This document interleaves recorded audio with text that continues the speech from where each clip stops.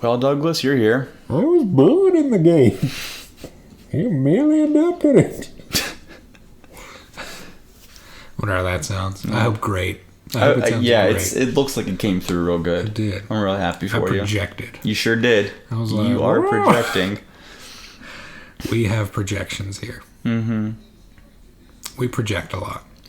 I'll say. You do. I'll say that we project a lot. Oh, God. That sounds gross when you say it like that. It sounds icky. This is a really bad podcast. For you. It's true. It probably is bad for I mean, hey, we have fun. We do. Jump. Right. That's where we jump. Right. Leave this in. Off of a bridge together. Hand in hand. What do we have planned? What are we talking about? We are talking about various topics tonight. Good. Everyone's going to love it. It's going to be so interesting across the board. I hope so. I hope so. I want to talk about what is the least fun. No. Good. No. Yes. All right, so I'll just say it like this, and then maybe, I don't know, you can get somewhere with it. But I recently downloaded MLB19 The Show. Yes. It is the free game. It was one of the 2 free games, the other being the remastered version of The Last for Us. Uh-huh. And I gotta tell you, I played it on a whim because I was watching Yankees Astros. Stros, please. Right. And Keys and Stros. Keys, yes, the Keys and the Stros. Rather than the Yanks and the Asts. Please. The Yank Daddies and the Stro Daddies. Beautiful. And I was like, They you know call me what? Yank Daddy. I miss enjoying baseball. Yeah. So I was like, here's what I'm going to do. All right, hear me out here. Here's my harebrained scheme. All right, I'm going to play MLB 19, The Show. And then I'm going to do a good job. I'm going to get picked up by the Pirates, and we're going to win the GD ship. In the game. In the game. Okay. Yeah, in the game. In the game. Here's what I can It's report. in the game. I can report that this game is infuriatingly difficult. It is probably the least intuitive game I've ever played. And I'm not just talking about baseball. Mm-hmm. I'm talking about MLB 19, The Show. The show. The Show. The show. The show. The Show. Yes, the program. Yeah, like you've watched programs. You have watched programs. You know, you've seen some You've- seen some pictures. Right. I want you to know that this is the show. Right. This is it, Right. baby. And that's the full title. That's It's like it. 3 paragraphs long. Yeah, it's all up there on the box right behind Aaron Judge. It looks like a Captain Underpants Yeah. book Yeah, cover. it's like it's a hologram. It's a holographic cover of just like the Star Wars scrolling. You gotta tilt it What around have to you? get the Yeah, full you message. gotta articulate it a little You bit. gotta like scratch your nails on it to be like a DJ. But my 2 major complaints Right. are this. You have to figure out. So like if you're pitching, if you're at the batter's thing, what do they call that? The home plate. Wow. If you're at that thing, If you've got the club in your hand. is anybody having a hard time imagining why I'm bad at this game? If you have the stick and you are hitting, it's easier to judge. Not to say that it's easy, but just to suggest that it's easier Right. to see what the pitch is in person when you're playing real live baseball like human beings do, Yes. or so that I'm told. Right. When you're doing it in a video game, it is by several orders of magnitude much more difficult to see the pitch coming because it's coming in a 2D space. Right. So it's not there, Your depth perception there is none. There is no depth perception. and then it's there. And basically, you have half a second, maybe a quarter of a second to just hit a button and hope for the best. You know? I do know.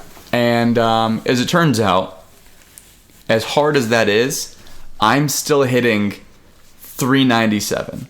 Oh, wow. So I'm not doing bad. No. I'm the best. You're staying alive. I'm staying alive. I'm the best batter. Oh, that's good. Right? I'm the best batter. Hitter, I don't know. Is it like a be a pro thing, or are you controlling the whole team? That's exactly what it is. I'm the best batter, and I control everyone on the team. No, I'm the best. I don't know what you call them. I'm the guest hitter guy in the entire Double A. Please, the swinger. I'm the swinger. Yes, I believe Vince Vaughn made a movie about that, Right. and it was trash. Yeah, Baby. We don't talk about Jon Favreau's involvement in it. We don't talk about him until Chef. We don't talk about King Favreau that way. Yeah, truly. And we could talk about him in The Replacements. But the next thing is when you're fielding. Fielding. When you're Prince Fielding. Mm-hmm. What a guy. We don't talk about him. Except to make jokes. Right. Because he absolutely eats the Pirates alive. It's true. Is he retired? Well, there's only one way to find out. So, keep talking. When you're fielding, it's either literally a pop-up air ball, which it's super easy to get under. Right. Oh. Or it's a GD line drive straight at your head. And you have about 3 to 4 milliseconds to hit a button in the correct direction, or you're going nowhere. Bonesaw is ready. And here's the thing. He is retired. Oh, is he? Yeah. I was gonna say I haven't heard about him in a long time. I'm doing such a bad job that they moved me to left field. Oh no, that's where players go to die. Yeah, and I'm still screwing it. Like I don't know. There's not a sprint button. There's not like a reach out and touch faith button. So I can't dive. I can't sprint. It's like a leisurely jog to the correct position. Like, woof. Hope I get there soon. And God help me if there are any runners on base, like with an out. So like I catch it and I still got to throw it to a base guy, but I don't. A base guy. A base guy. So I don't. I think they're called bassists, Kevin. They're called bassists. Yes. Oh, so will you just ignore them anyway? Yes. I don't know. I just let them run, and then I always throw it to second because I don't know what to do. You just get the ball out in left field and sprint in yourself. Yeah, it would probably be quicker. So I always throw it to the shortstop because I don't know what else to do. Like, and here's the scariest thing. I didn't realize this. In PS4 controllers, there. I don't know if I'm sure. Maybe not in Xbone controllers, but in PS4 controllers, there are speakers. So there's a headphone jack. Well, there's a headphone jack, and then there are speakers. Oh wow! And apparently my controller started yelling at me. Oh, that's terrifying. At 2 a.m, I'm just trying to get out of April. Yeah. And I catch a ball. There's one out. Guy's running, and then all of a sudden, my controller just goes, Raleigh, Raleigh, Raleigh, throw it to third, Raleigh. And I'm like, what? I can't think straight. So I threw it to the shortstop because that's just what I do. I'm just picturing you sitting in your room. It's 2 Pitch in the black. morning. Pitch black. You just looking at your controller like, oh god. That's pretty much what it was. Like, What's happening? honestly, it was closer to, this is really screwed up, but I'm going to hang in there. I'm going to make the play. And then we're going to figure this thing out in my hands later, which is not the first time I've had that thought, but Oh. Little peek behind the curtain there. show them how the sausage is made. Not so much what you said, it was more of how you said it. We have It fun. was really unpleasant. Sometimes I say things just to see what kind of face you're going to make, completely forgetting that we're doing a podcast. Right. Well, someday when these are video podcasts, it'll be more worth the while. I'm sure, but right now I'm getting my rocks off. I will say. So I would propose to you, but I don't like you that much. Oh, well, I guess we'll wrap this up then. No, I will propose this to you. Peaks and valleys like that. what is either the most unsuspectingly hard game you've ever played, or other side of that question, what is a game that you've been very excited to play only to discover that it was complete trash? Ooh, that's a good question. I feel like I have answers to both questions. Okay, well then order whatever dealer's choice. PEMDAS. PEMDAS, people. Tinstaful. Let me think. Because I played a lot of games in my day. Are you a gamer? Gamer. We live in a society. Yeah, we do. And what a society it is. Gamers rise up. Yeah, I don't know. I feel like we took the power away from them for a reason. They don't seem to do anything good with it. Well, I'll say. Mm-hmm. Let's see. What has... So, it was much more difficult than anticipated. That was the first one? Yeah. Okay. Because I have a double answer for that may surprise you. Oh. BuzzFeed. Oh. Let me think here. Well, while you're thinking of your answer, I'm just going to go ahead and say my double answer. All right, please do. Much more difficult than anticipated. Finding Nemo, the video game. Played the game before I saw the movie, which means in my headcanon, Finding Nemo, the movie, is based off of a video game. Is it a good interpretation? It's pretty much 1-to-1. Except for like a couple of puzzles that never happened. Inexplicably. I feel like the movie would have really been helped along by some of these super advanced intellectual puzzles. Wait, we can't cross this jellyfish field without first finding the proper sequence of jellyfish. Let me tell you something. There was, in one of the aquarium levels, there was a... you know those puzzles that are like there's 9 blocks, but one's empty, and you have to like switch them around to get the proper picture? I know that. I was stuck on one of those puzzles for legit like 3 days. Because like, when did Finding Nemo come out? Like 2003? Okay. Of course the internet was there, and I think I ultimately used like cheatcc.com or like GamerRank or something like that. Yeah. But those are names I haven't heard in a long time. Right? At the time, I was really trying to like beat it on my own merit. Right. And so I was like, I'm not going to do that. Like, I did that. And this is like, my pedigree is like not easy games. Right. Like, Doug will tell you, one of the weird things about me is that I am constantly challenging myself in ways that I do not need to. Right. Video games being one of them. I will not stop until I hate a game because of how difficult it is. That's true. I've seen you get angry, and then 2 days later, you love the game. I am a world beater. Yes. Take, for example, Bloodborne. Took me 7 months to beat it the first time. I have beat it 9 times subsequently. Wow. This game, I played it once and sold it. I had to beat it, but I will not have that evil in my house. Finding Nemo? Yeah. But I got stuck on this puzzle for 3 days. 3 whole days. And I ended up just looking up the solution later. And after that, it was pretty smooth sailing. But it's a kid's game. Yeah. It's a children's game. I've played and beaten Final Fantasies. I've played and beaten the Kingdom Hearts games. I'm trying to think of all like the hard games that I beat at the time. I've played and beaten various Grand Theft Autos. The fucking helicopter mission in was it Vice City or was it San Andreas?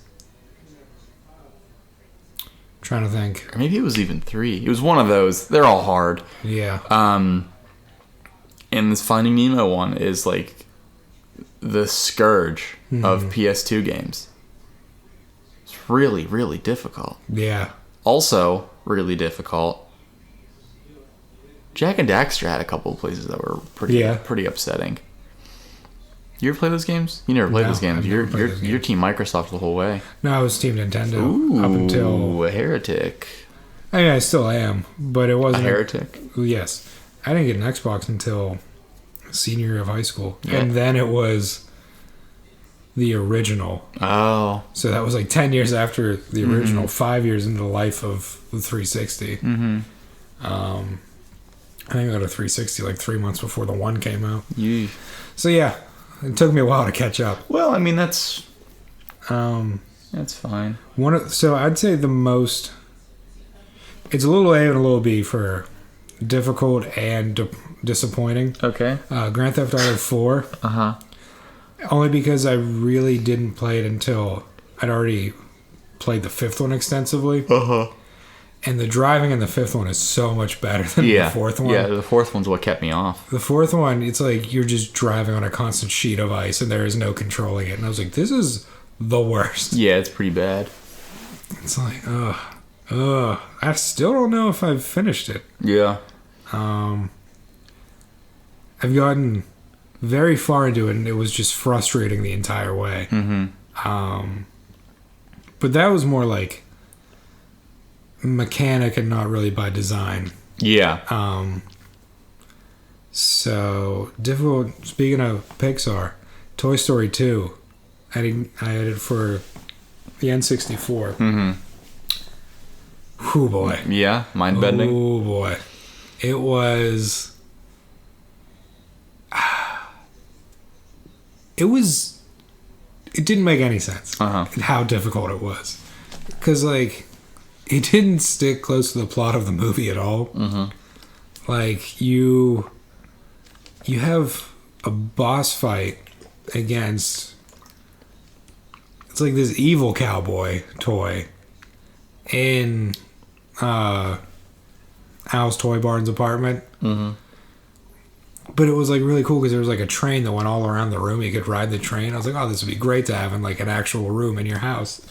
But you just fight this guy that's not in any canon. Interesting. It was that was one. Let's see, what else was there? I've owned a lot of games over the years.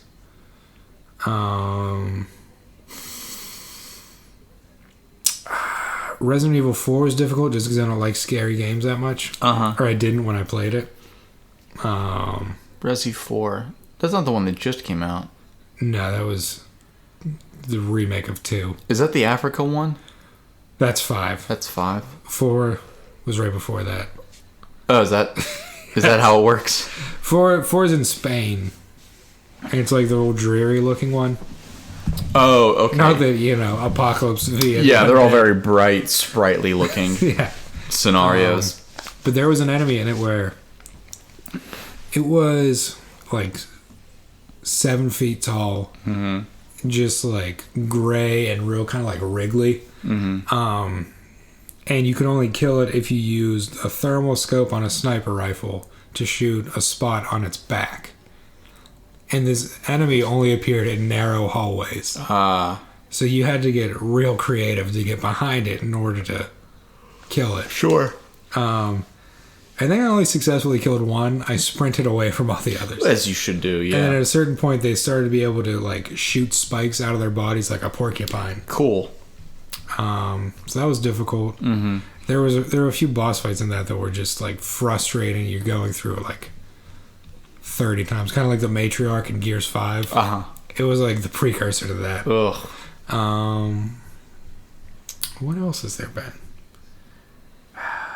Did you ever play Incredible Hulk Ultimate Destruction? I didn't. I think that's what it was called. Yeah. I think that the Finding Nemo game was the only game that I've ever played that had a movie attached to it. Well, this wasn't attached to a movie. Okay, it was just... It was like after the Ang Lee Hulk. The Eric Bana one? Yeah. Okay. It was like a few years after that, and it was just... It's critically acclaimed as a comic book video game. Okay. But the final boss, there was almost a foot through my TV. Yeah. Because you're fighting the Abomination for like the 4th time, and he's in like his final form. Mm-hmm. He's also trying to destroy a dam and flood a city. Okay. And you're doing this. In the meantime, the military is shooting missiles at you. Oh, sure. So you're taking like an absurd amount of damage from the missiles. Right. While also trying to just like hunt and peck the Abomination. all in like a 2-minute time span. So that was when I did dozens of times.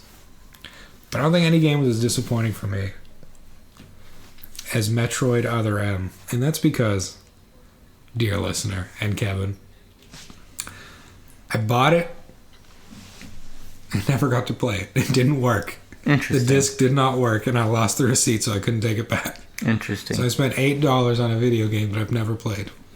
Interesting. Now, I don't know if I've ever had that happen to me, but I wanted to say, I was thinking of some other games that I thought were just too damn difficult. Mm-hmm. And I came up with a different idea instead. What would you say is your best video gaming memory? Ooh.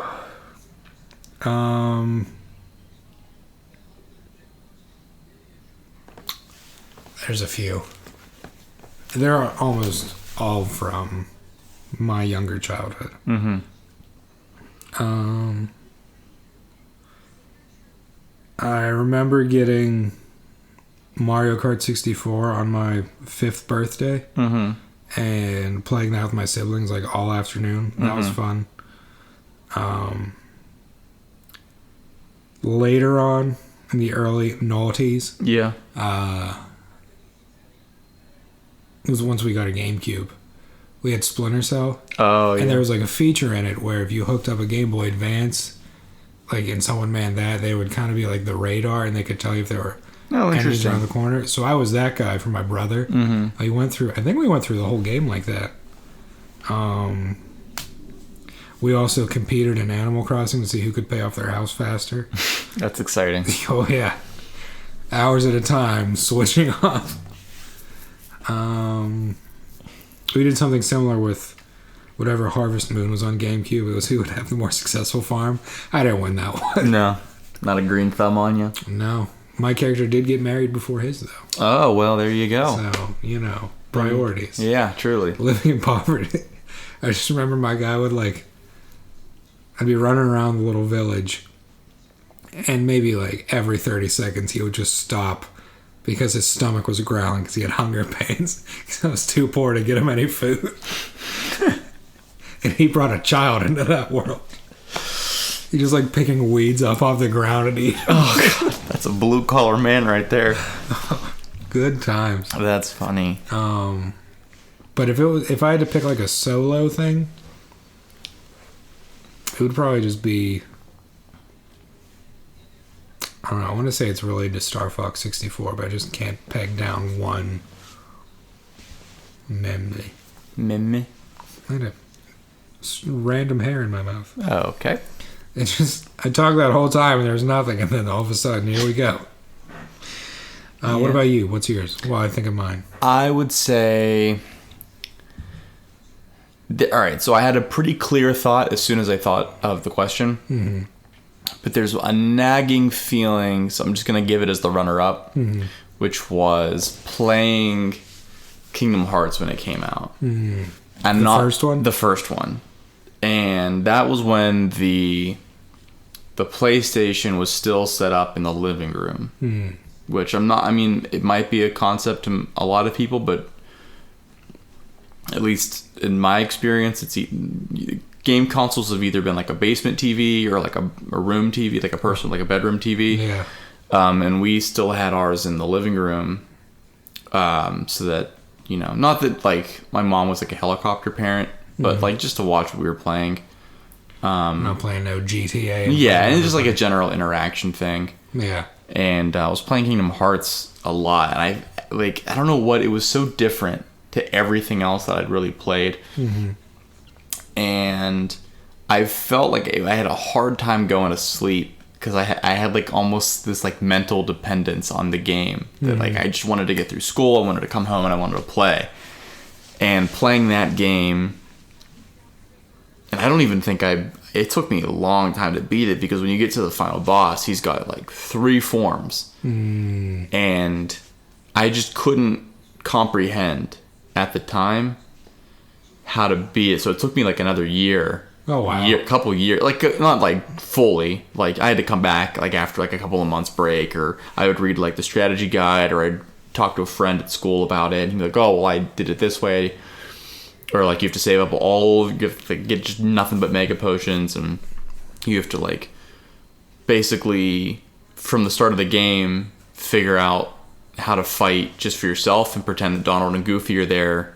And if they're not there, it doesn't matter. But if they are there, great. Because, like, you're pretty much alone for, like, the entire final boss battle. So you have to, like, really get along by yourself and really get into the whole system. You just can't spam X the whole time. Right. But I remember, like, really just the only times that I was happy around December of, like, 2001 was just playing that video game. Oh, wow. But the number one... Unpack that. Yeah. The number one would be... Christmas of, I'm gonna just say 2002, 2003 maybe. No, 2002. That sounds right. There was, it was Off-Road Fury, something, ATV Fury, something. Was it ATV versus motocross? It wasn't that one. I don't know. It was like ATV versus something off-road wide open was what the whole... Uh-huh. And it was... It was just an off-road racing game. It was like one of like... Because I played Gran Turismo's before. Right. And I didn't think they were particularly fun. Because they're driving simulators. They're not really racing simulators. Right. And we didn't have Forza because we had Sony. So when this game came out and it was like a fun... It was like nonsense.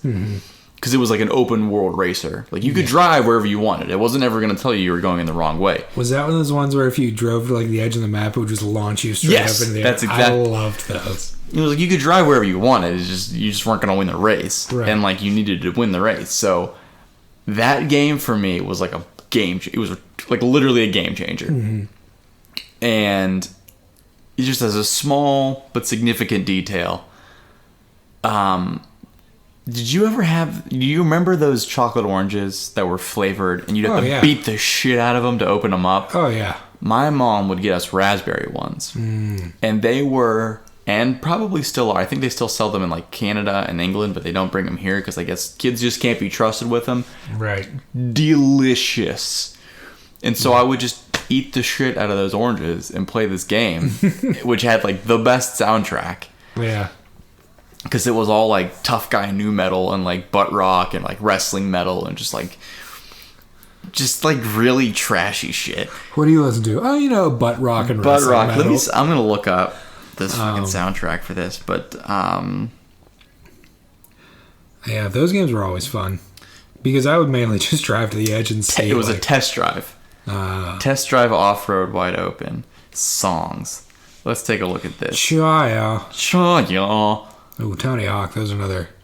Right. At least the first couple.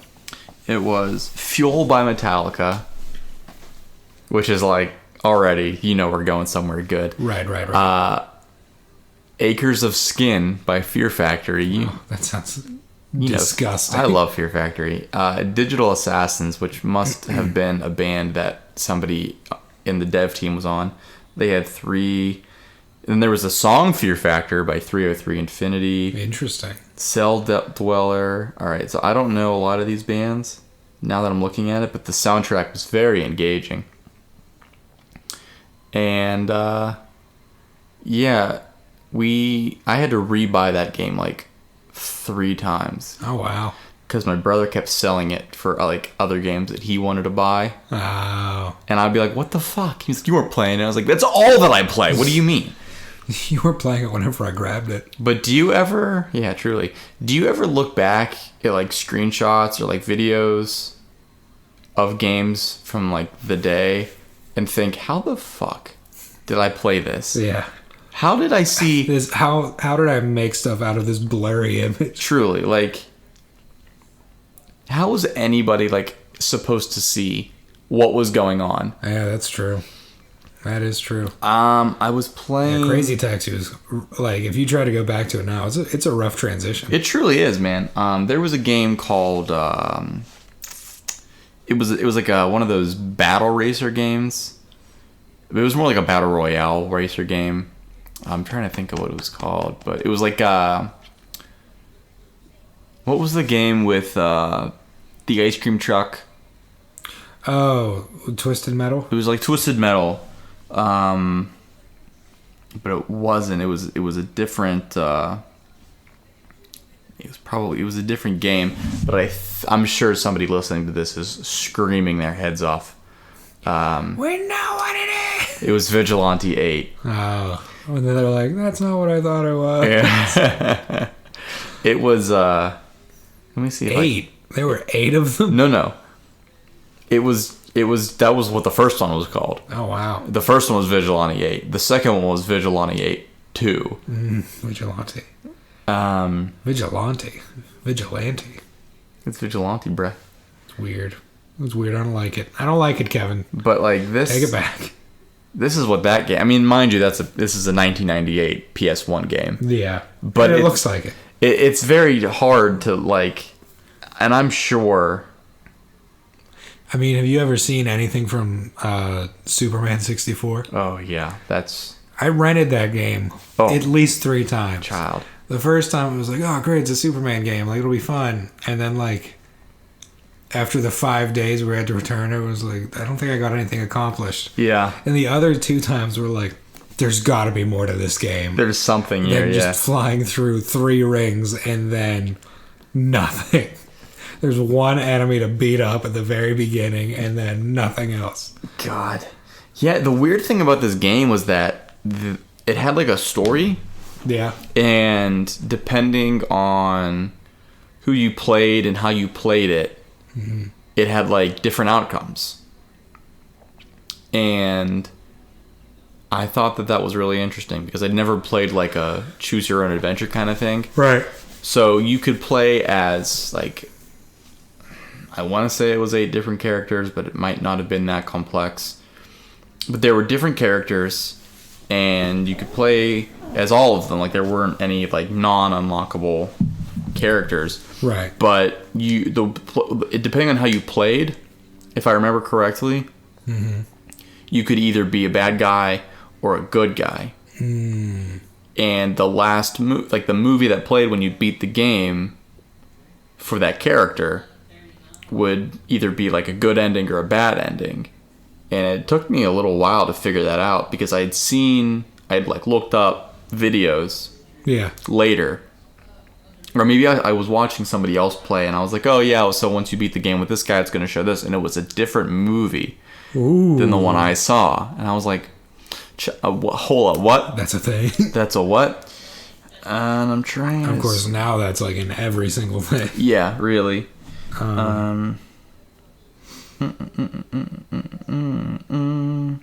that what you're looking up now? I am seeing. I have a question for you. It's in the same conversation, but it does move it on. So I was gonna wait till after you. Okay. After you find your hoo-ha over there. Your hoo-hoo. There were only 3 games, but one was an arcade game. So it doesn't count. Yeah. Garbage.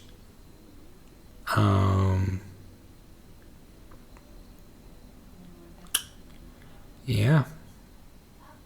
Yeah. Yeah? Yep.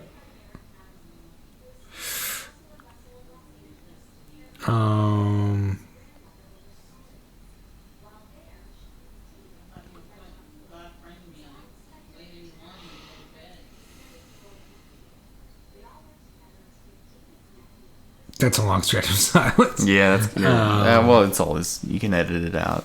Yeah, if I want to. All right, well, you're finding that. I'm going to ask my question. Okay. What am I finding out? I don't know. You were looking something up. I was going to see if I could look up the characters, but I wound up reading the ending plot and just how bananas this game was. Mm-hmm. There's 2 whole paragraphs, and every sentence is crazier than the sentence before it. Oh, man. You'll love to hear it. You'll love to hear it. I don't know if I want to spoil a 20-year-old game, but... it's probably impossible to find now. Yeah. It's, The game itself is set in an alternative 1975. Of course it is. Right? Sid Byrne and his band of coyotes, mind you, this is a gang, not wild dogs, are hired by Omar as an initialism to dispose of all competing oil companies in the United States so that they can become the richest company in America. Mind you, this is an alternative 1975. Did you say initialism? Yeah. Is that a word? Yeah. It's an initialism. Initialism? I'm looking it up. All right, look it up. This is my game. Okay. Looking up words. After hearing reports of destruction by the coyotes, a man named Convoy, a kind-hearted trucker, forms a group of his own, the Vigilantes, to combat the coyotes and to stop the tyranny of Omar.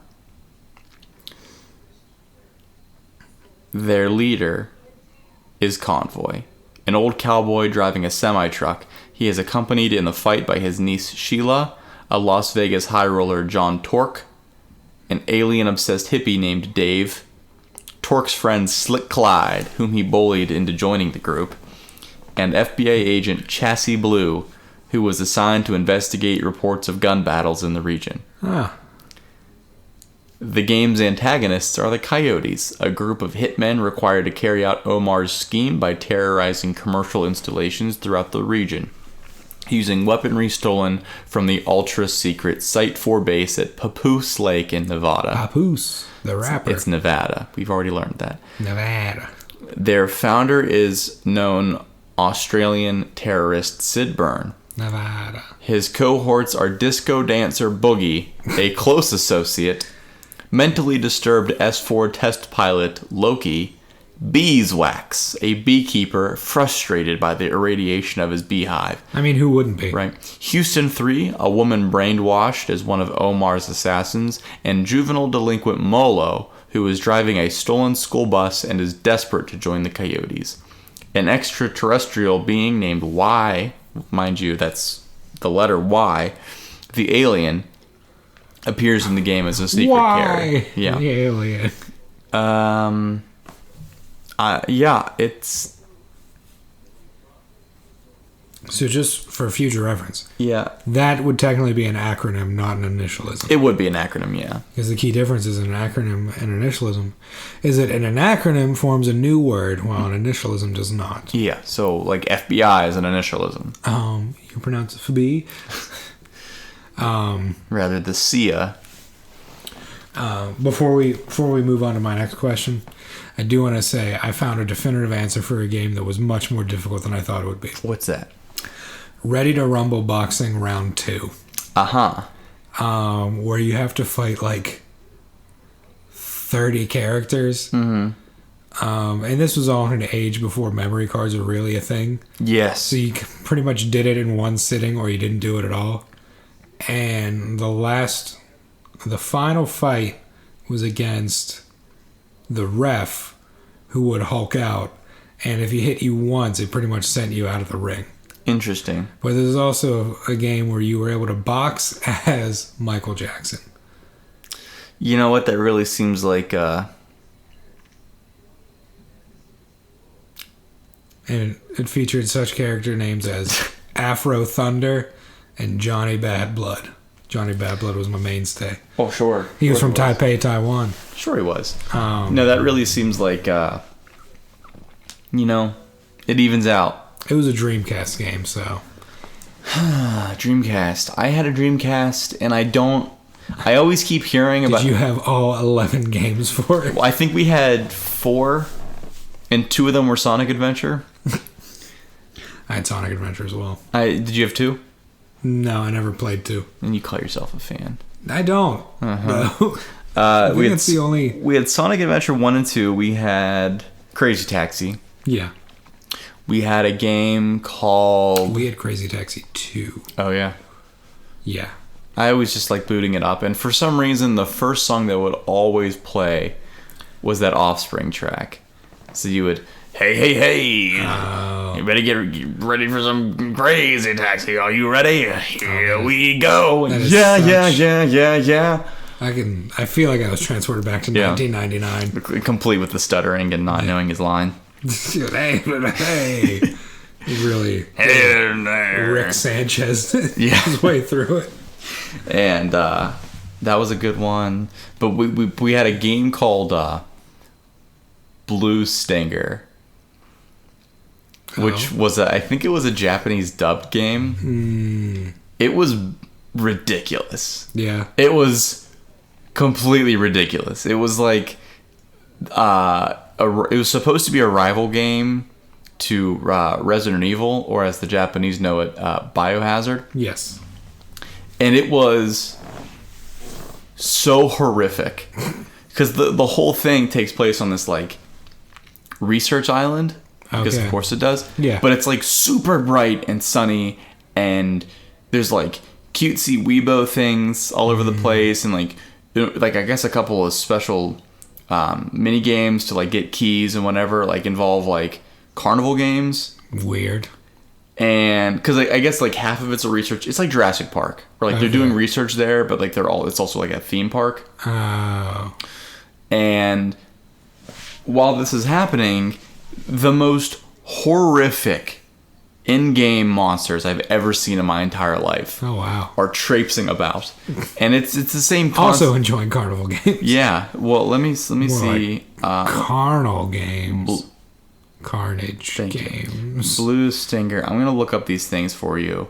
Yes. Because you can play as two different characters, and depending on which character you picked, you play the game very differently, and not just in terms of like, I don't know, not like in small things that don't really matter. Like the stories were pretty different. Oh, okay. So you had to play both and beat the game as both. Kind of like in the first few Resident Evil games. Yeah, in order to get the full story. Blue Stinger Dreamcast. Why would you show me a picture of the video game? I know what it looks like. I'm trying to see if I can get just like a normal enemy. Yeah, so this is what we're talking about here. If you can even make out what that's supposed to be. Oh, good lord. It's like a giant crab thing. Yeah. And but the normal enemies had like, you know what they really reminded me of? Necromorphs. Okay. From Dead Space. Yes. Where like the claws are coming out of the back, and like, but it's still like a person walking around. They looked a lot like that. And I was all of, when did Blue Stinger come out? When? 99. I don't know. I've never heard of it before now. 7. Wow, you probably shouldn't have been playing. I shouldn't. It probably explains a lot. Yeah. It really does. Yeah. You're very skittish. Yeah. 7. I was 7 playing that game. It was between Sonic the Hedgehog and that. A survival horror game. Well, in certain ways, Sonic the Hedgehog could be survival horror. Yeah, we all went through those Knuckles missions. Ugh. Beep beep beep beep beep beep beep beep beep beep beep beep beep beep beep. But the how am I getting farther away? The freaking Abu Ghraib torture, when you still can't find it, but it's like oh man. Yeah. It never ended. It was really, and then after that you had to fight, what was her name? Who? The bat? Rouge? Oh yeah, Rouge the Bat. Rouge the Bat. You ever watch speedrunners play that game? No. It's like genuinely stomach upsetting. Oh, that doesn't sound like fun. Because like I think somebody beat the whole game in like 15 minutes. Is this 1 or 2? 2? What? I think it's 2. Probably 2, because 1 you had to play as like 8 characters. Yeah. You had to go through. I went through all their stories, Kevin. Oh yeah. I went through Big the Cat story. story. Yeah, we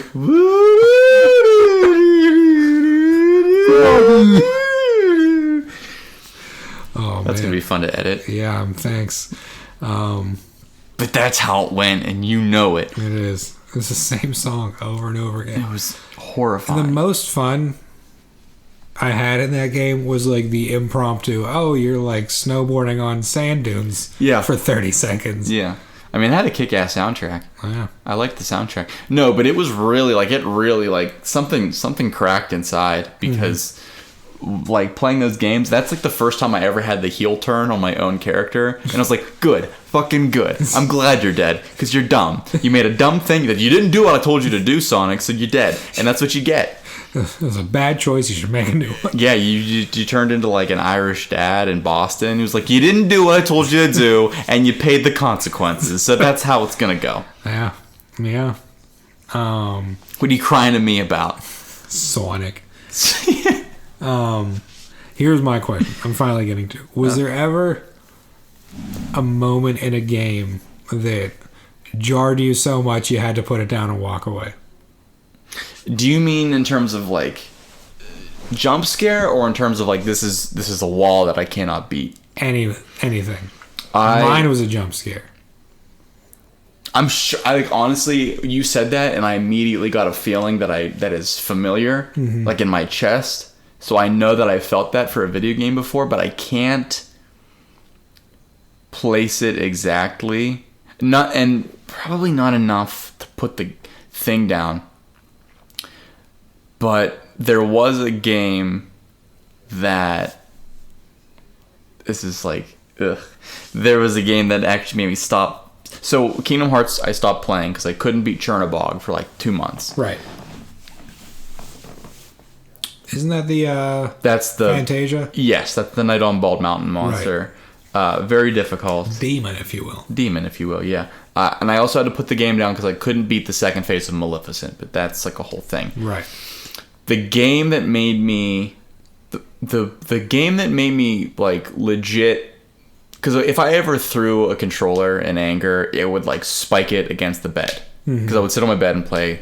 I'd spike it against the bed because I know there's no damage. It's a mattress. It's gonna be fine. Probably gonna bounce back on my lap, or it's gonna hit the wall. Whatever. Not a big deal. Bounce back, hit you in the face. Right. And then you just look like an idiot. It's not a big deal. It's like whatever I could get my frustration with. Guitar Hero 2. Oh boy. So if we're already picturing the peripherals. Yes. I could not, for my life, Douglas Alvin McGlynn. Yes. I couldn't do the hammer-ons for Wolfmother's Woman.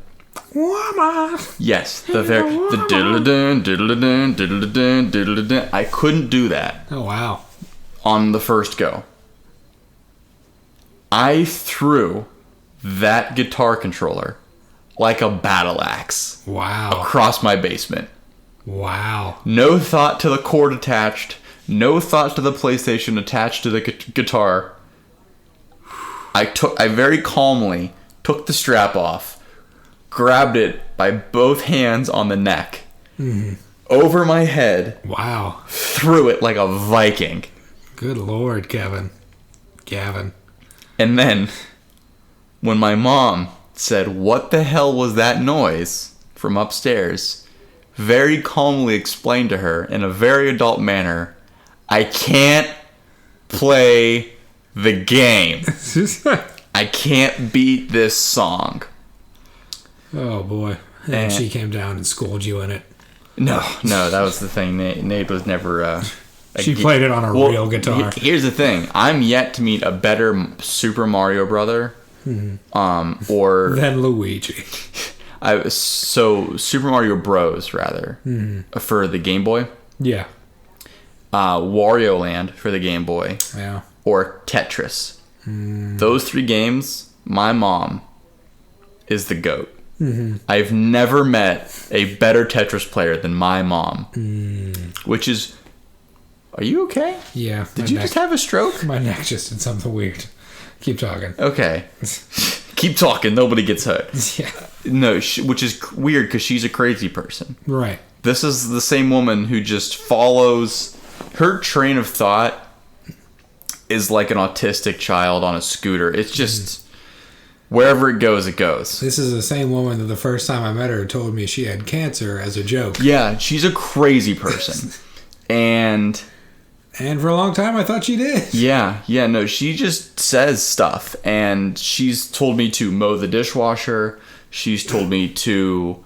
mow the dishwasher.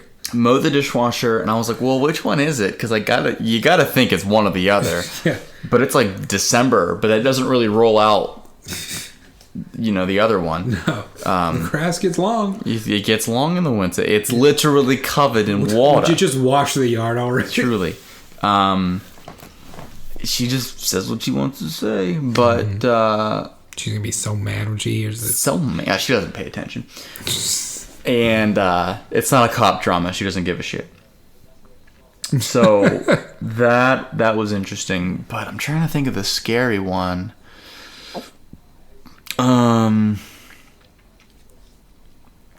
don't know about scary. I don't play a lot of scary games. Yeah. I'll tell you my scary one. Yeah. I was playing. It was the first time I ever played through the story of Time Splitters 2. Okay. The first mission is. Have you ever played it? I've never played a Time Splitters game. Okay, so the story is like it's set out in space. Mm-hmm. Is when it picks up. These two characters are for like stealing time crystals from aliens. Okay. Or no, aliens are using time crystals to go through time and wipe out the human race. Okay. And so your character jumps through time to pursue them. Mm-hmm. And the first level takes place in like 1980 something Soviet Russia. Mm-hmm. At a dam. It's based off of the level from GoldenEye. It was a dam. Because it was the same developers. In the entire mission, you're just fighting Russian soldiers, which is like piece of cake. Okay. Even when one of them comes at you with a flamethrower, you're like, this is new. Mm-hmm. Until you get to the end of the mission, and there's like a hole in the wall of this base, this underground base, and it goes into like just like this rough tunnel. Okay. And you're walking down the tunnel, and there's a body laying on the floor. Mm-hmm. And I was like, all right, well, probably just getting to the end of it now. It's like story stuff. The body stands up, and it's a zombie. Oh, no. And like 10-year-old Douglas was not anticipating this. I fired one shot. And like I killed her immediately. The head came off in that one shot. But it was just like... Too much? I was not ready for this. I can't do this right now. I'm not man enough for this. Yeah. I'm trying to think. There were a couple moments where I was like... Because my brother, he played some scary games, but like... And I would just watch him. Mm-hmm. And there were a couple of moments where I was like, you know what? You keep playing, I'm going to leave. Because I'm not... And one of them was in Resident Evil 1. It was like literally inside the first 15, 20 minutes of gameplay, depending on how you're doing it. And it's when you meet your first zombie, and it's eating the shit out of somebody. Yeah. And it very slowly raises its body and then looks over its shoulder. Oh, I've seen the And horrifying. Yeah. Absolutely horrifying. Yeah. And I went, you know what? I'm going to head out. Not for me. I'm Not gonna for me. leave. But because it was funny for a while. Because even when when that game came out, it was like what 97. I was gonna say. At 5, I still thought, wow, what a mansion.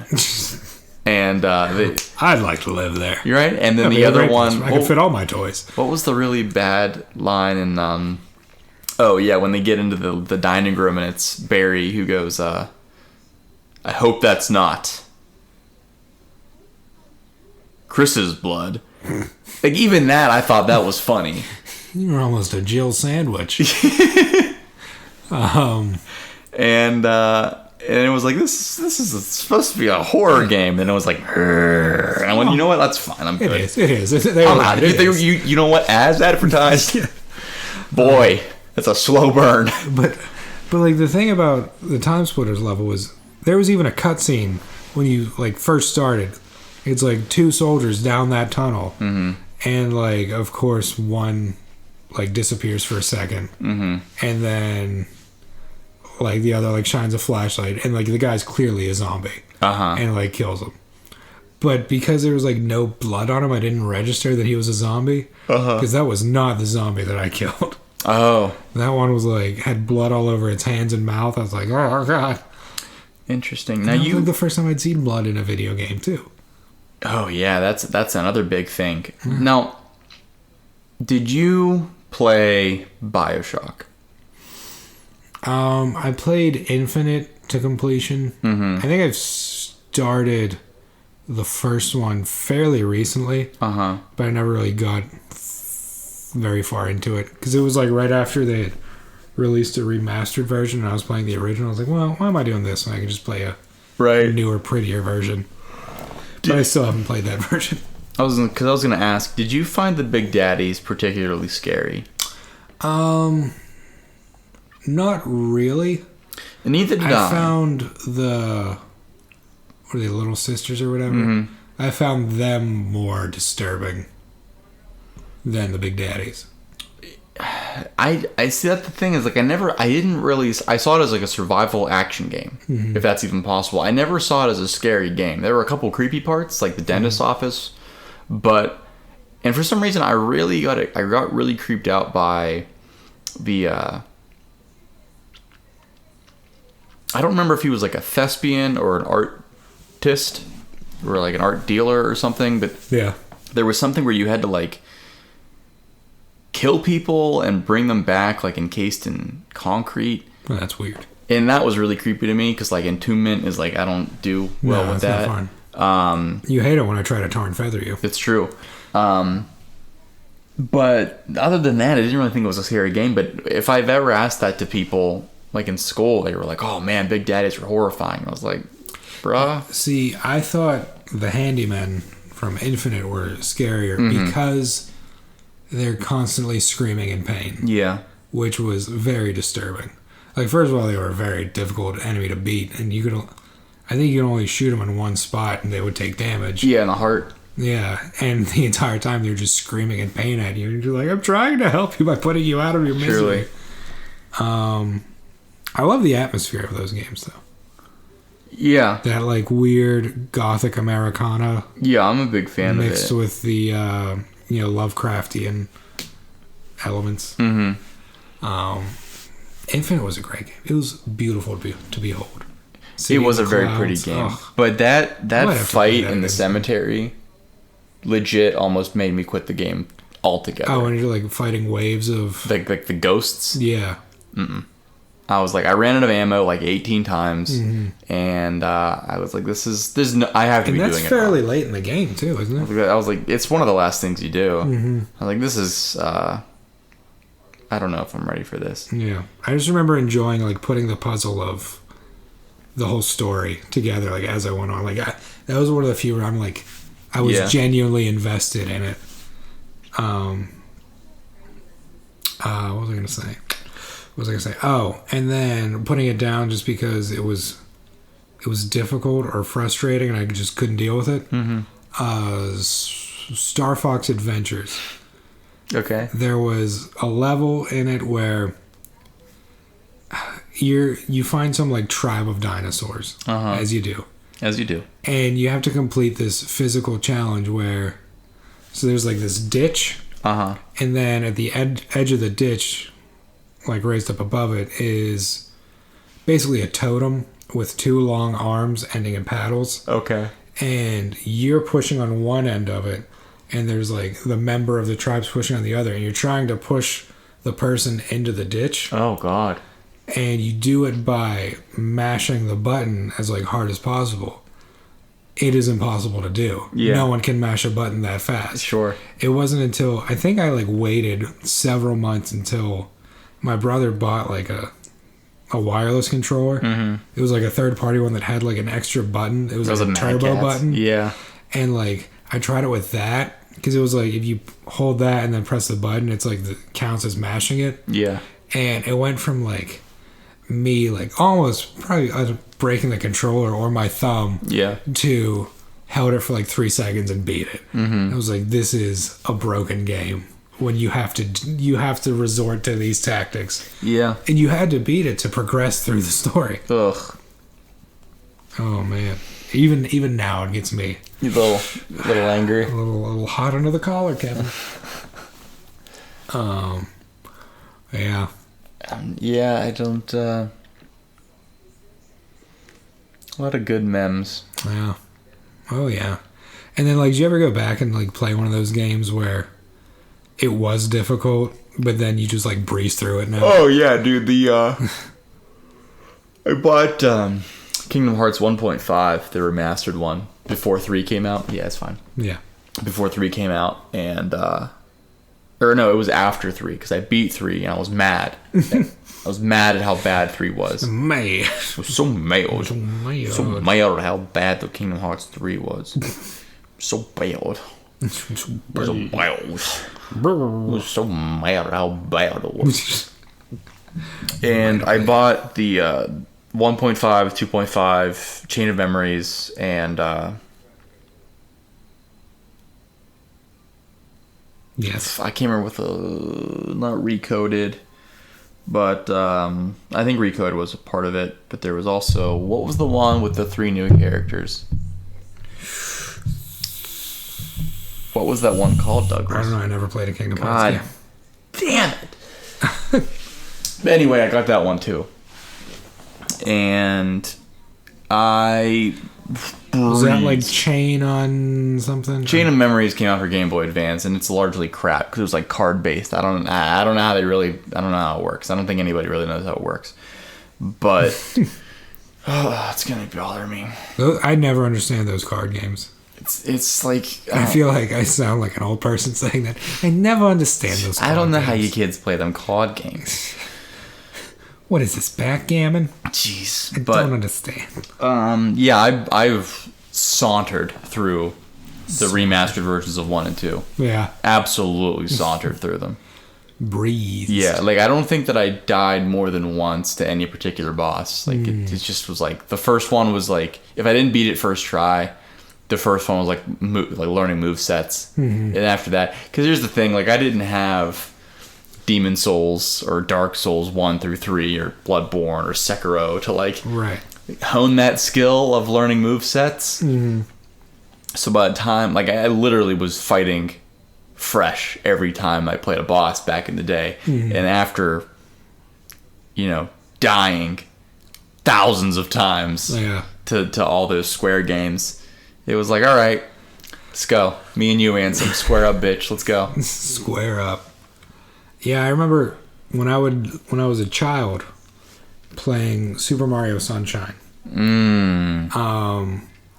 There were levels of that game that were very difficult.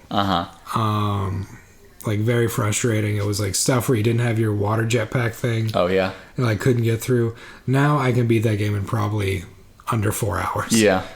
Yeah, it's a hell of a thing. Like I played it earlier this summer. I was like, I'm halfway through and I've been sitting down for 45 minutes. Yeah, that's fun to do. I think I can beat the Ratchet and Clank that came out for PS4. I can probably beat that game in somewhere close to 4 hours, 5 hours. Because it was like if I was like waiting on somebody to, because it's so easy to just pick up and go. So if I was like, I got an hour and a half to kill and I have nothing to do and I'm waiting to do something like that, I can put it down immediately and just go. I would play that game, and as a result, it is the only game I've ever 100%ed. Oh wow! Because I just would play the hell out of it, and every time you get on New Game Plus, you get like more bolts and different. It's like harder, but you get like more currency and you can buy things and upgrade things more. Right. And so I've 100% maxed out every gun. But the only gun that I ever used is the Sheepinator, which is, of course, turns people into sheep. It turns people into sheep. I mean, what else would you need? But when you upgrade You've it fully, won the battle at that point. Truly, when it upgrades fully, it turns into the Goatinator, and then those goats explode. Oh, poor goats! So they go meh, and then they blow up. Oh, as ghosts do. Ghosts. But the explosions turn the goats that it hits into more goats. So it's just this constant cascade of goat explode, and it's exponential. Ghostblode. 1, 2, 3, 4. But there was something else I wanted to say before I said that. I don't know. There's something I wanted to say. What did I want to say? I don't know, dog. What did you want to say? There was a point where I wonder if I could still do it. I haven't tried. I haven't played that game in a long time. The Legend of Zelda: Ocarina of Time. One of the goat games. Ook. Oot. When I was a child, When I was a child. And it was like in the advent of the internet. Uh-huh. I had gone on there and read something that like if you did this, if you beat the first 3 dungeons in like a certain amount of time, Yeah. you got this like secret item that like wasn't needed to beat the game. But it was like one of those rumors things that like wasn't actually there. Yeah. But I was convinced it was. And I could probably beat the first 3 dungeons, the entire child portion of that game, Yeah. in under 20 minutes now. Really? Just because I did it so many times. I was like, I've got to be doing something wrong. Yeah. And it's like, man, just do it faster, do it faster. Just keep And doing like, it faster, I knew yeah. where every item was in each of those dungeons, like what I needed to do. It was probably the closest I've ever come to speed running something. Yeah. I'm trying to. Because I was like, beat it, like it didn't happen. I was like, well, I got to restart the file. You're right. And Yeah. just do it all again. There's a concept. Yeah. Yeah. I don't know. What do you think? I don't know if I want to frame it like that. I'm trying to think if there's any games that like I've just beaten so many times that I could probably speed run. I think that there are games where your first playthrough when you're exploring everything, it takes a long ass time Yeah. to beat, and then when you're done and like you go to a new game plus or you start over or whatever and you just go for it and you're like, yeah, I know the story, and you just mash X to like the video portions, and then you realize that the game's only like 6 hours long. Yeah. That for me is Dark Souls 3. Oh, wow. It took me forever, like literally, if you're counting from the time that I turned it on for the first time to the time that I beat it, it took me probably 2 years to beat that game the first time. Oh, wow. Because I was garbage at it. I actually bought Dark Souls 3 before I bought Bloodborne. And I beat Bloodborne before I even picked up Dark Souls 3 again. And we know it took you 7 months. Yeah. To beat Bloodborne. And because I was like, well, I had heard that in some aspects Bloodborne was more challenging than Dark Souls 3 Because you can't block. because you can't block. But it's one of those things where it's like the waiting out, parrying, blocking thing is, to me, harder to pick up than it is to just go balls to the wall, dodge roll, slash, dodge roll, slash. So I thought, well, if I can play Bloodborne and get those skills, then I can at least translate those to Dark Souls to some extent. Because I think even when we were playing it for our short-lived Let's Plays, and the only reason that you went further is because you were like, I played Dark Souls 1 for a little bit, and I kind of get the concept. Yeah, because the controls are roughly the same. Yeah. And it took me forever, but the Just first... know that if you get hit once, you pretty much are dead. Yeah, Especially in the early stages. That's pretty much it. So, yeah, I probably took a long-ass time to get through Dark Souls 3 the first time. And what a ride. And then all the subsequent plays, it's just like, okay, shut up, we get it. Yeah, the light, the dark, the fire. Okay, we get it. The fire, the flame. Yeah. And then just destroying people with, like, no respect at all. You have none. You do not respect people. No respect at all. You're not for a very any respectable person. For any of these. I'm hugely respectful. Well, it's up for debate. I demand it. I demand it. And on Monday, I demanded it. I'm sure. Let's see what else. You want to talk about something else? We can talk about whatever you want to talk We've about. been talking about video games for like an hour. Literally. An hour and 6 minutes. Literally, do. An hour and 6. In air. Let's talk about Where babies come from.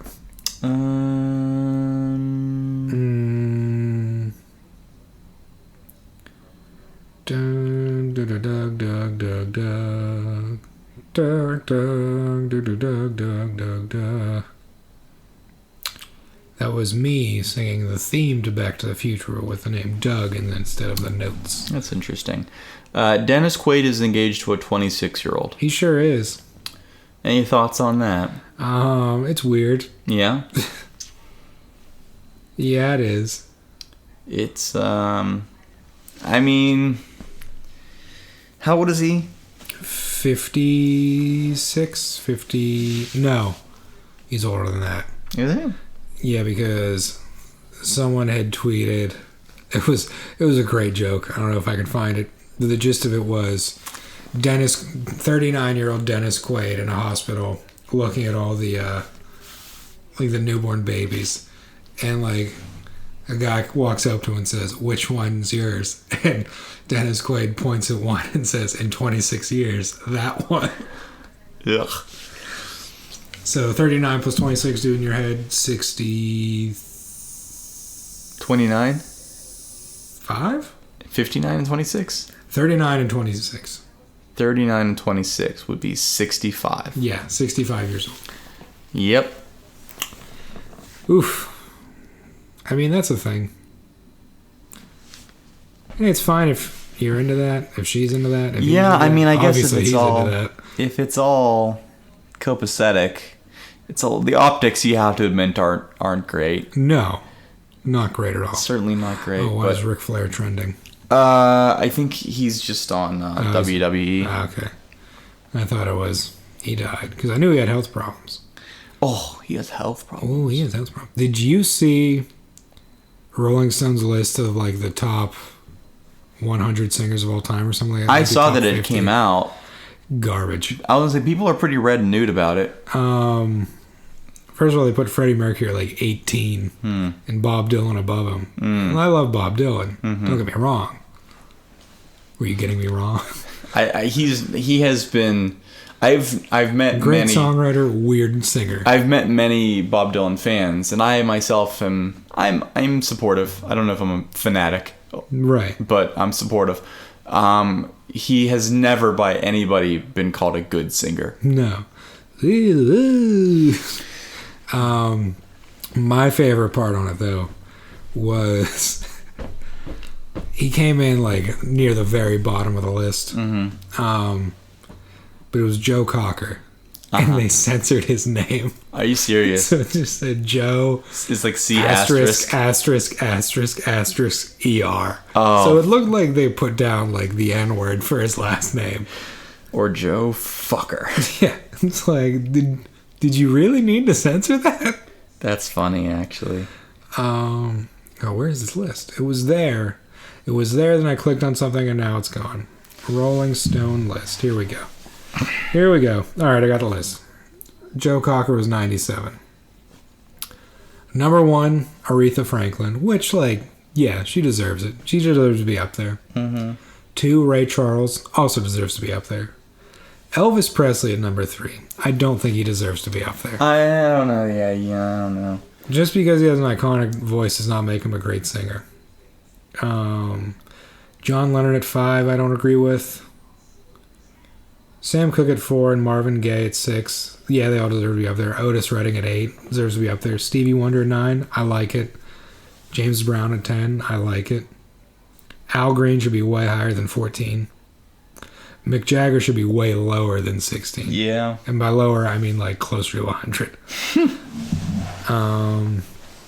Let's see here. Who else is on here? Neil Young at 37.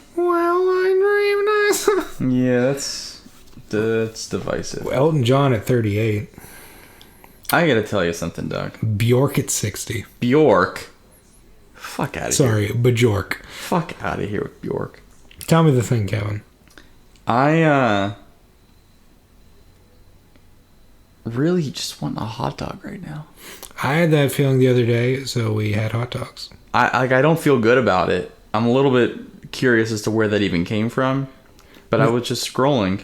You really have to wonder what's going wrong in your life if you start craving hot dogs. Yeah. Oh, well, I mean, I know exactly what's going wrong with my life, but which one points me to hot dogs is the question. Which one of you will betray me tonight? Axl Rose at 64. No, I won't hear that. Do you think that's too low or too high? It's way too high. I wouldn't even put him in the top 100. He's got an interesting voice. Tom Waits at 82. He should be way higher because he has an interesting voice. Yeah, if we're going by Mr. Pocket. This guy's cranked. Come on to the house. No, that was actually really good. Annie Lennox at 93. Annie Lennox Lewis.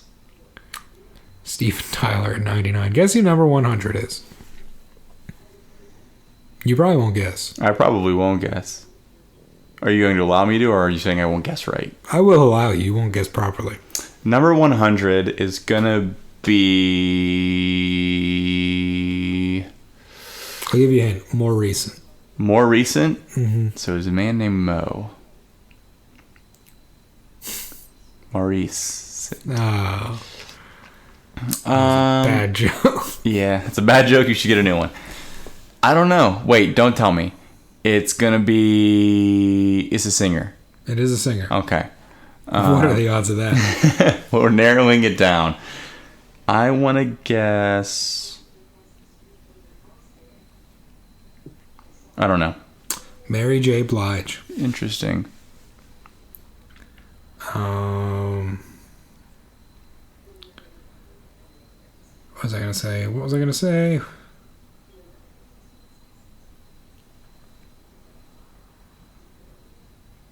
I don't know, Doug. David Byrne.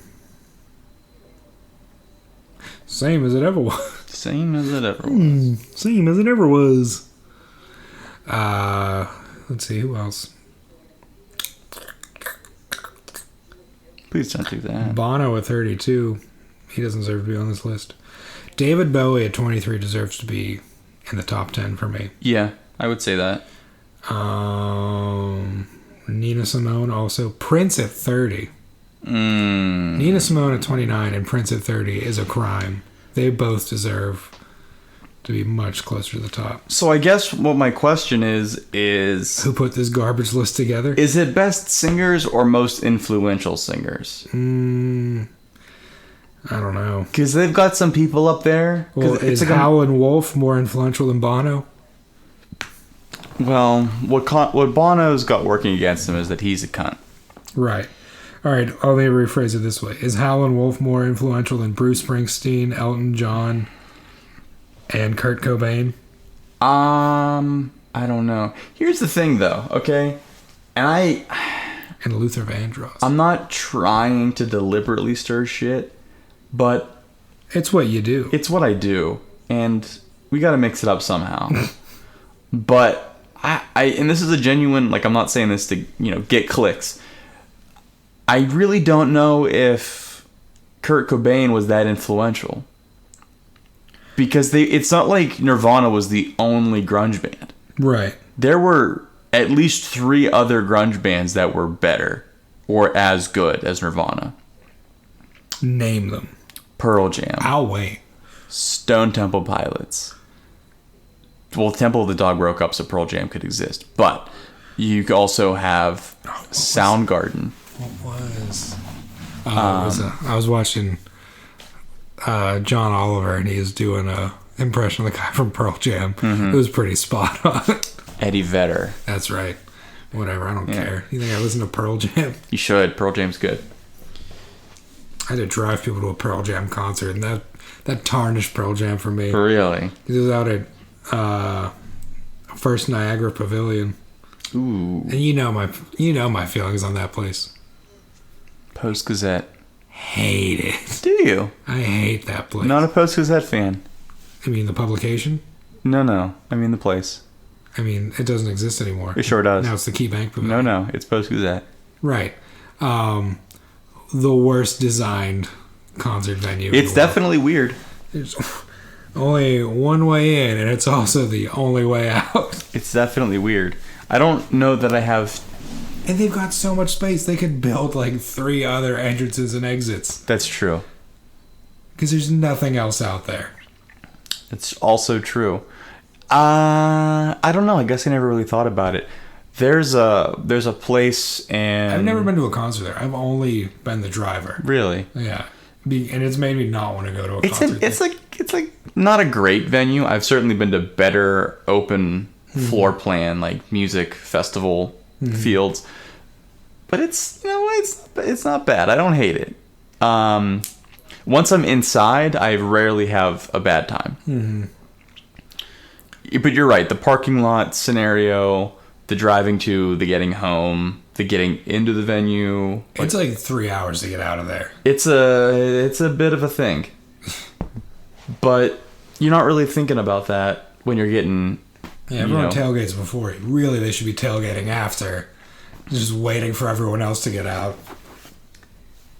Yeah. Ugh. Ugh. Ugh. It's making me angry thinking about it. But yeah. Yeah. Dennis Quaid is the #1 singer on the Rolling Stone list. Who would have seen that coming? Did you see the, what's her face from The Parent Trap tweeted about Dennis Quaid? Lindsay Lohan? No, it was the fiancé, the young fiancé. I didn't. She just tweeted like, "Watch out for those twins," and the internet fell in love. Watch with out her for humor. those twins. Kimberly Quaid? No, Meg Ryan? no, PJ Souls? no. All right, so Jack Quaid. Jack Quaid. No, Zoe Grace Quaid. no. She's not related to him at all. She was in the movie. Oh, Thomas Boone Quaid. Right. Randy Quaid. That's what, you know what though? Somebody said Dennis Quaid got married to a 26-year-old. And I was like, well, probably better Dennis than Randy. Yeah. Randy Quaid just captures 26-year-olds. Yeah, that's true. Was it Natasha Or Richardson? 26 years. No, 26 year. How do I want to say this? He captures 26-year-olds. Yeah, there you go. The week-old babies. Yes. Shout out to our week-old babies. Was it Polly Holiday? I don't know her name. Well, Have you not seen The Parent Trap? No. Did she look like this? No, she didn't. That's it. That looks like my dad's aunt. How can you see her? She's so small. Was it Natasha Richardson? No.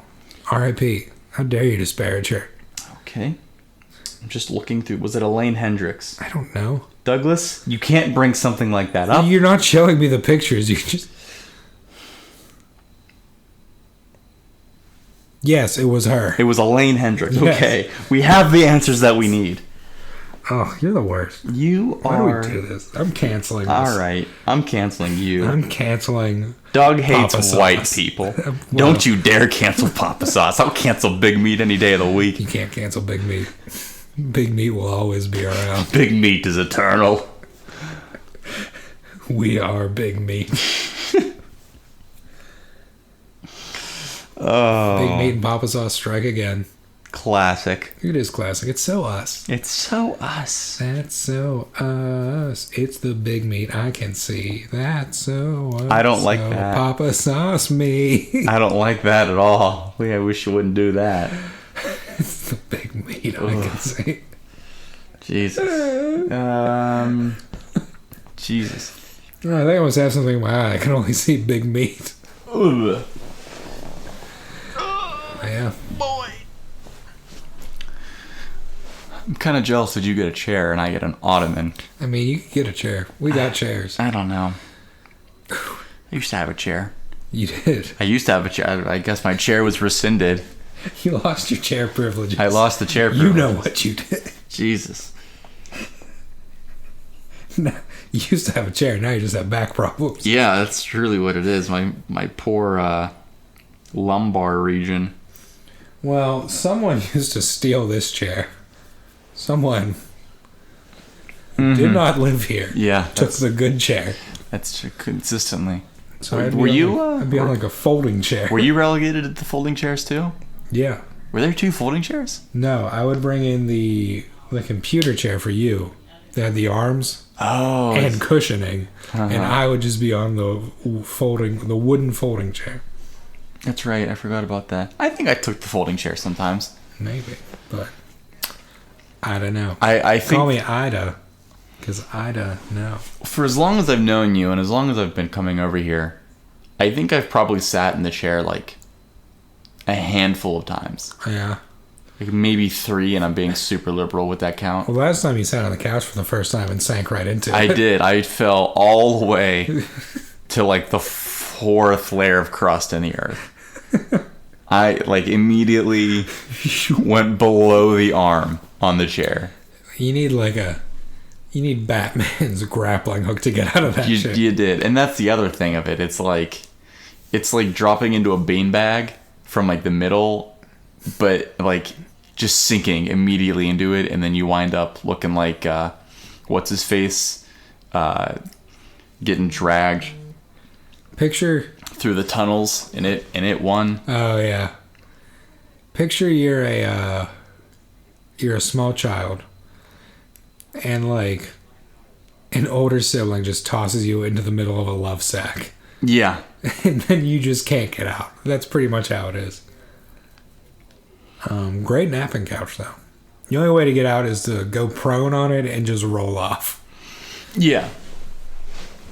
Yeah, I think that's probably the best. It really turns into like a fight or flight situation. that's where men become, or boys become men, and women and girls become women trying to get out. That's like the real. It's like anyone can go in. Oh yeah, no, it doesn't matter. Like even if you're like a 34-year-old with like a profession and a hobby, and you sink into that love sack for the first time. That's it. That's like what was that thing that like Spartan boys would have to go through where they're like four, like fight the wolf or and they have to, well, yeah, I mean, that was a metaphor, dog. Jeez, like read a book. But the idea being that like they were young, and it was like, here's a spear that we carved, and it has no, and it's like, also it's Greece. Does it even snow in Greece? I don't know. I cannot focus right now. Probably up in the mountains. But they weren't in the mountains. They were in Sparta. There's probably a mountain in Sparta. There's a mountain they kick the babies off of. Okay, well, I don't know if they kicked them off. They kick the weak old babies off of. We would never kick our weak old babies ever. No. You're just going to cut all that out because I can't. Yeah, I can't focus. You hear that? Trojans. You're never going to hear about our Trojans ever again. just call it a night. Because we don't use those garbage ass dong bags. It explains a lot about you, Kevin, and your 4 children. It's lifestyles or nothing. It would be great if someone listened to this podcast for like 6 months, and after that point they found out that you had sired like 4 children.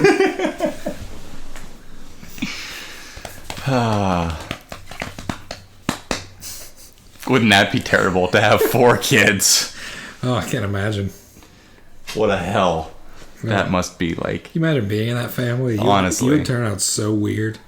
Me or the royal you? The royal you. Oh, yeah, sure. The royal we. The royal we, yeah. The royal high. It's going to take people a long time before that Wikipedia article's made on you where it's revealed that you had 3 siblings. Had. Sorry.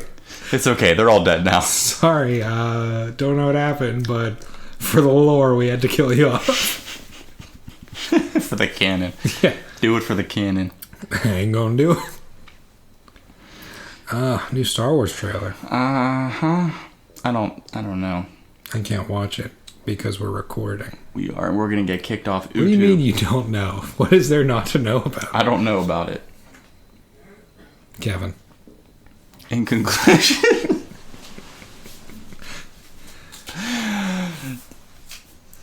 Get out of here.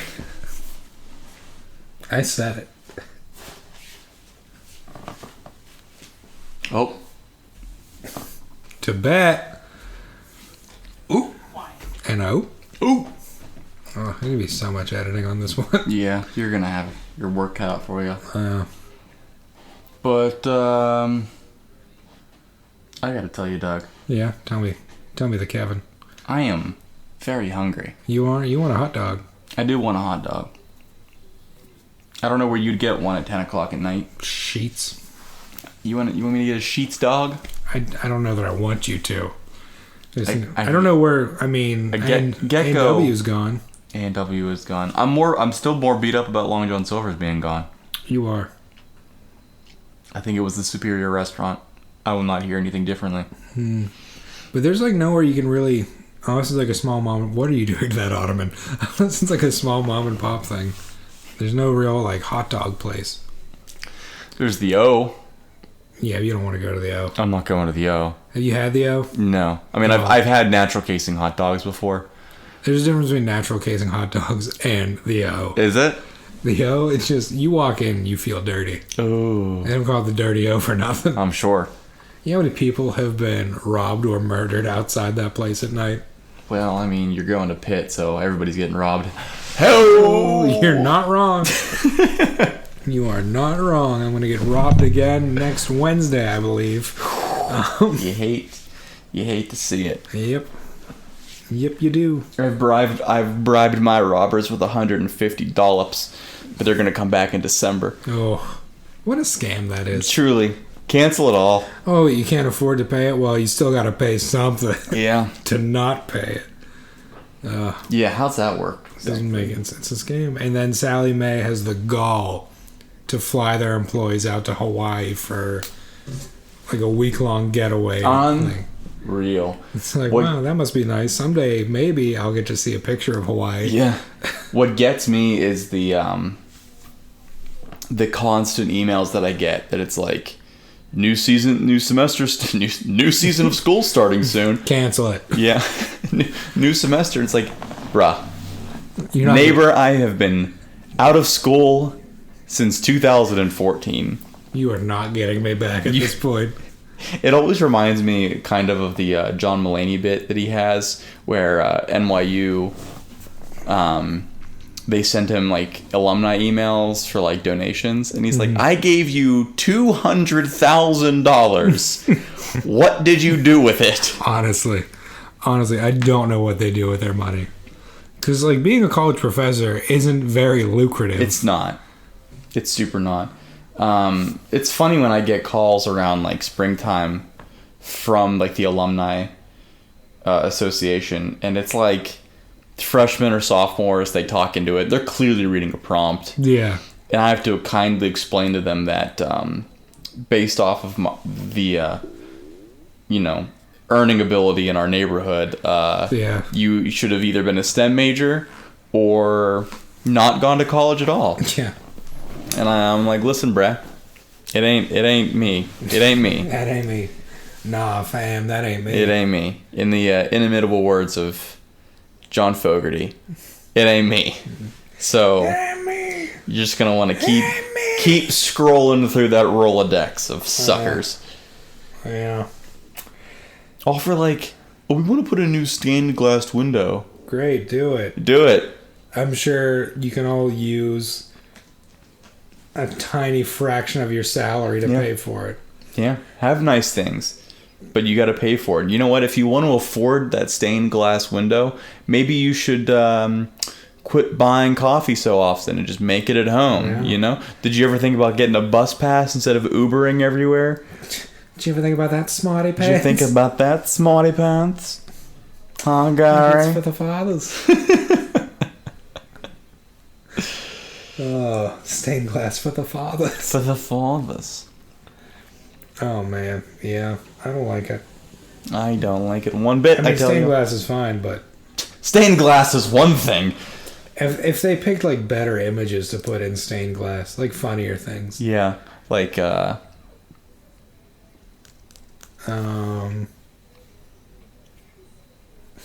this is probably why they don't do it. So like the Jesus waxing his bowling ball. Okay, Put yeah. that in stained glass. I don't know if Jesus ever did that, but I caught you.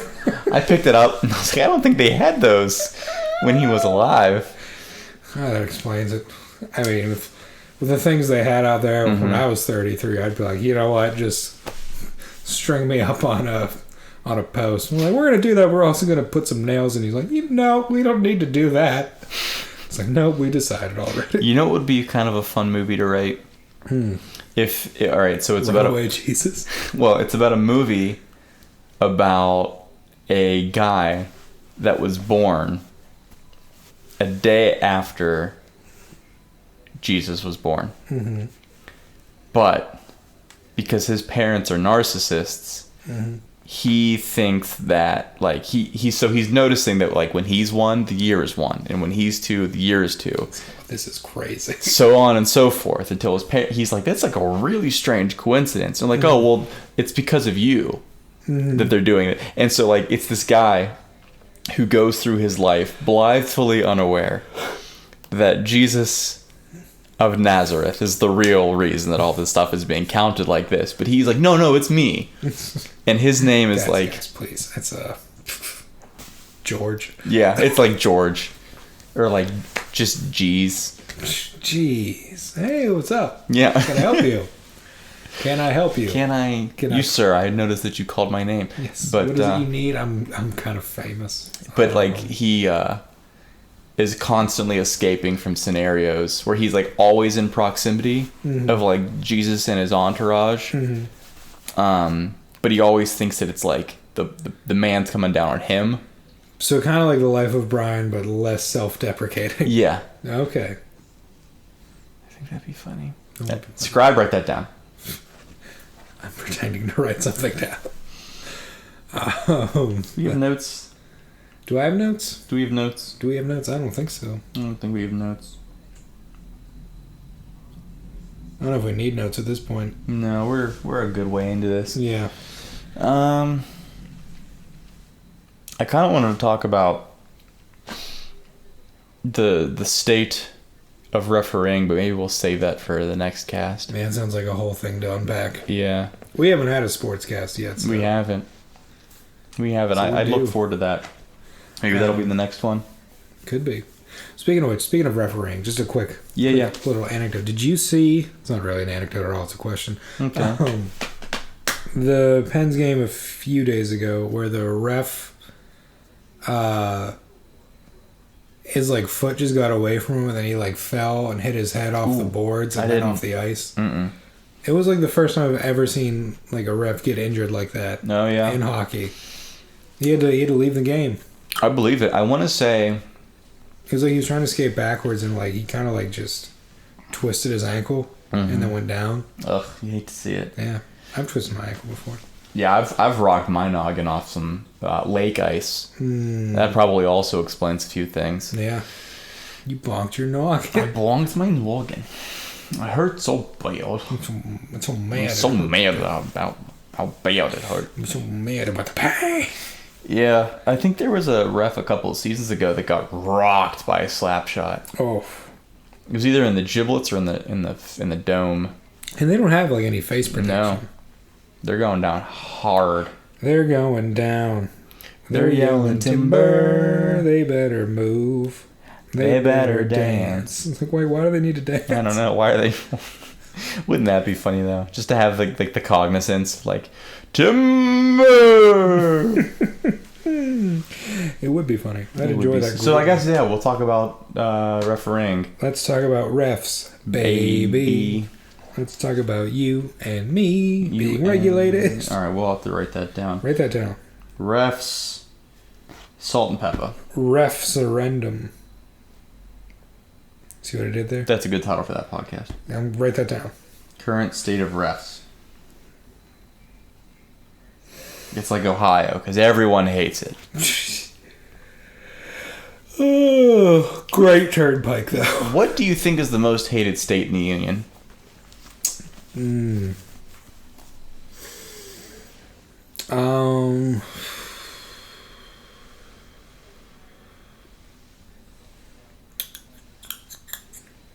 Probably like West Virginia or Kentucky. Interesting. I have a personal soft spot. Spart? I have a personal soft spot of hatred in my heart for Delaware. Really? Yeah. Why Delaware? Because when I was learning the states as a youngin', I kept forgetting Delaware, and my father made me write it out like 100 times on a piece of paper. Well, Delaware's like literally this big. Yeah, and it's the most forgettable state because what has Delaware done? Nothing. It's true. They're the first state and the first state that's forgotten. If only Delaware were a little more self-aware. I don't know what that means. I just wanted to say it. I completely forgot your question. No, I remember my question. I will never waver from my opinion that Oklahoma is the worst state in the country. Oh yeah, you don't have a favorable opinion about Oklahoma. I hate everything about Oklahoma. Like I can say that now that we have except the Reds. The res? The reservation lands. Oh, yeah. I mean, that's fine. Wait, where do we have reservations to? We're both poor. I mean, I have reservations about Oklahoma, I guess. But Is that what you're saying? Is that what you're getting at here, friend? But, yeah. I mean, to be fair, I didn't see it in its best light. Right. But what I did see... You sure did see it at its worst, though. I sure did.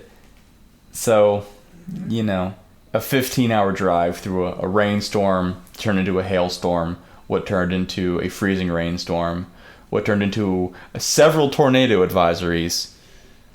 Oh, and one just isn't good enough. Yeah. Yeah. You know, it's not a big fan. But it did lead me into one of my favorite states. Texas. Texas. You like Texas? I liked Texas a lot.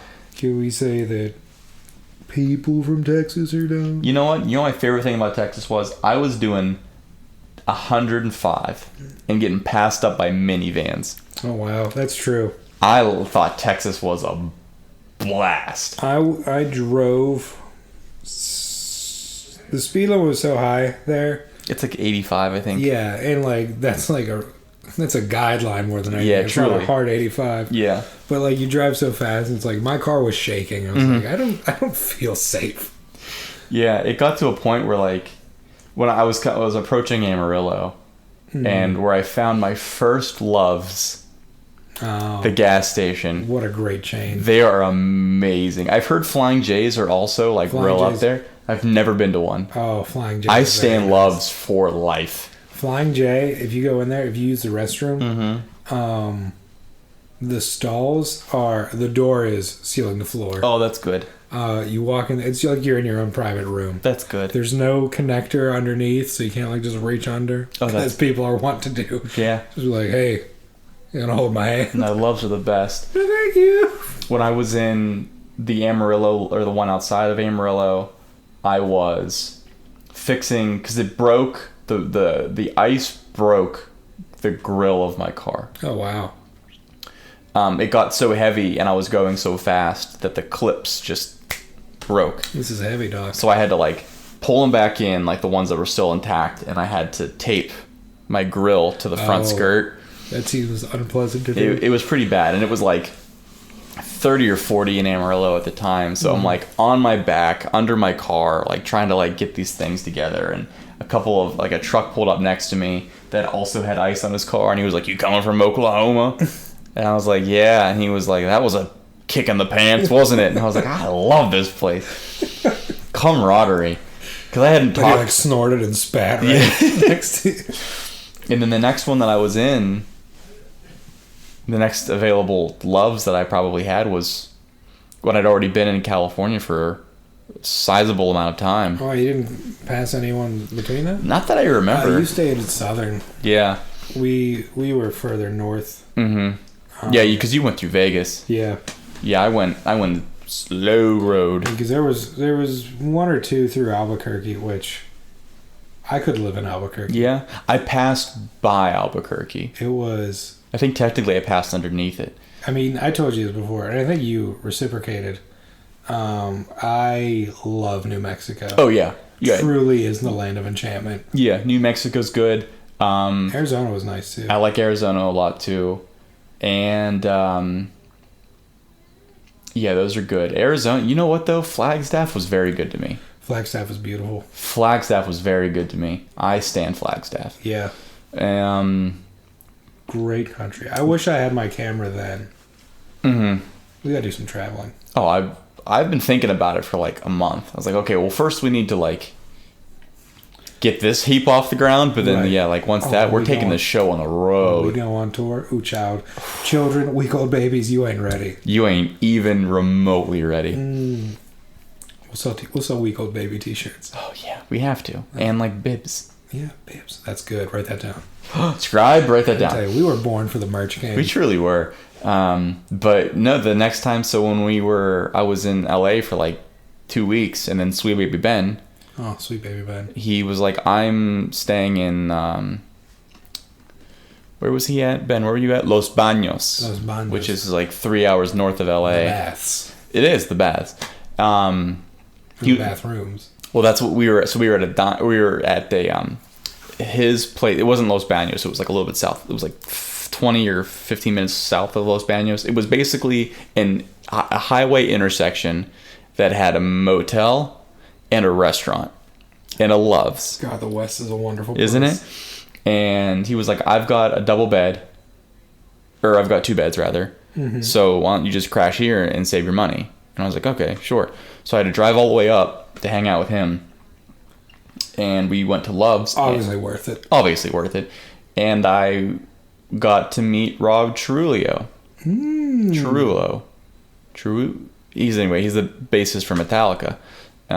We didn't exchange bro grabs and when stuff. When did you meet him? I never heard that. Yeah, it wasn't like a meet and greet situation. It was like he was paying for something, and I saw him, and I did a double take, and he winked at me. That's about as much as I met him. But so it was something like he's seen that look. He knew that I know who he was, and he was like, "Thanks for not making a scene," and he left because you were just too verklempt. A little bit, yeah. I gotta be honest, very nice guy, hell of a musician. Not my favorite Metallica bassist. Oh, hell of a musician, Rob. Because you should have said hello. You should have said hello. You should have signed my arm. But with my ballpoint pen that all I had on me at the time. You just never carve it in there. Never leave your house without your .5 G2. G2, great pen. Oh, that's what I'm saying. Pilots for life. But yeah, there was a Love's there. It was connected to a Del Taco. Of course it was. And that's where we watched a guy pull off. He was a truck driver. Whoa. Yeah, he pulled off without securing his load. Well, which is we've all been there. It's true. We've all been there, but his load unfortunately landed in the middle of the highway, which caused a big scene, big cleanup on that load. I can imagine. And it was a hell of a thing. Real slick. It was a hell of a thing. But no, there was a very nice waitress / bartender that was at this restaurant across the street from the hotel that Ben was staying at, and subsequently I was staying at. Right. And she was saying, "Oh, well, you have to visit, Los Banos." Mm-hmm. And he was like, "What is it, the bathrooms?" And she was like, "No, it's not the fucking you're an asshole." But that is the literal translation. Yeah. She's like, "It's the baths because there's like small tidal pools, not tidal pools. They're just small pools." What are those things where they come out of the ground? Geysers? Geysers, yeah. Except they're not like active anymore, right. But the water's still there. So it's like lava pits. Yeah, they're like natural baths, right? Or natural hot springs, baños, bathrooms. So everyone pees in them. Everyone just drop trowel. Yep, like that guy, that trucker. Yeah, like that in the middle of the street. Wow. Our load in the middle of the street. That's not the one I was thinking of, but our load. I'm happy you went there. In the middle of the street. Yeah, that was a good. We should take this shit on the road. Yeah, we should. I think I fully plan to. Oh yeah, you've already planned it out. Well, yeah. Okay. Do you want to do like a full circle around the U.S.? I think we have to start small. Okay, so you want to just do like the southern hemisphere? Right. And then southern hemisphere of the U.S. Yeah. Here's what I'm thinking. Let's go to all the conflict nations. I'm saying it. Gaza Strip, it's your boys. Where my week old babies at? And there's like actually like death and destruction all around. It's just vultures. Various Carrion. Oh, that's a good name for a band. Write that down. Various Carrion. That was me writing it down. Douglas. We should wrap this bitch up. We should. But not with Trojans, because those are dumbass, shit ass. Just, I don't even know. I knew you were going to take it there. We hang out way too much because I knew you would bring it back to that. It's Nerf or nothing. Nerf. Welcome to Nerf. Makes the whistling sound if you go fast enough.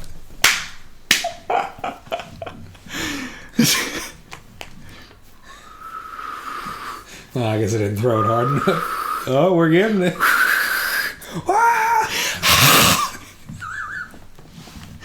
All right, Doug. Did you have fun? I had a lot of fun. Good. I'm happy you had fun. At least somebody had fun. Yeah. Might as well be us. Yeah.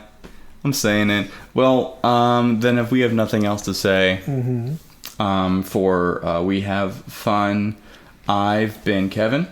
I am always Douglas. All right, and we're going to catch you in the next one. So, you week old babies, you hang out. We'll see you. We'll see you next time. Love our week old babies. All right, Papa Sauce signing off. Big meat checking you on the flip. Oh, God. Bye-bye.